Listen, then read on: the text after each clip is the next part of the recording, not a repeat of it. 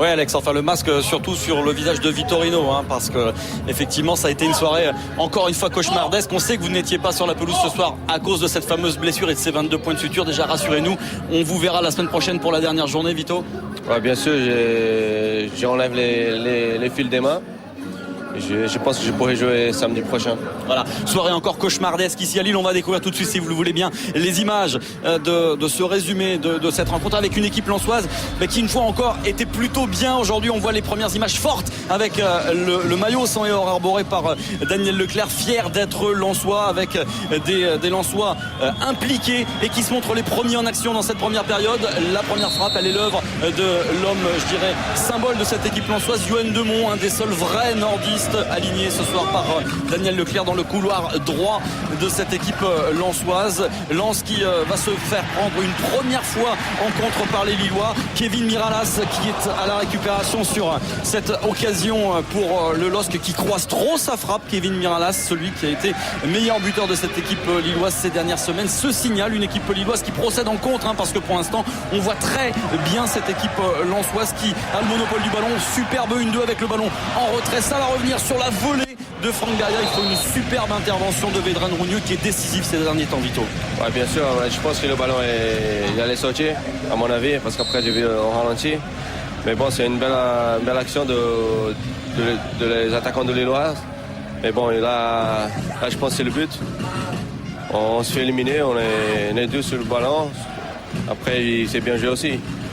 Et le ballon en retrait pour Yoann Cabaye, l'homme providentiel de cette équipe lilloise, l'homme de cette deuxième partie de saison, nominé dans les meilleurs espoirs français à la cérémonie des trophées du football demain soir. Yoann Cabaye qui permet au LOSC d'ouvrir la marque. On joue depuis 37 minutes et c'est un petit peu contre le cours du jeu, parce qu'on a vu une équipe lensoise conquérante et qui savait tenir le ballon jusqu'ici.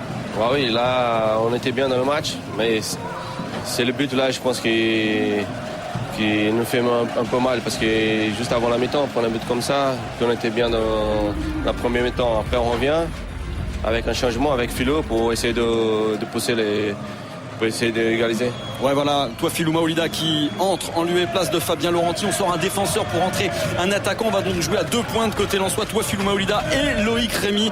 Loïc Rémy qu'on va retrouver pour Touafilou Maolida. Ça passe juste au-dessus des buts de Grégory Maliki. Est-ce que sur ce que l'on voit sur la première période et sur cette entame de seconde période, c'est pas un petit peu tout le résumé de la saison lensoise que l'on trouve ici, avec une équipe qui tient bien le ballon mais qui finalement se fait prendre en compte et qui paye, surtout cache ses moindres erreurs? Ouais, oui, c'est ça, je pense que c'est la saison qu'on est en train de vivre ce moment. Des fois on domine le match, tout, et puis on a des belles actions, et puis derrière comme ici avec Pierre-Alain Fro qui était entré en jeu.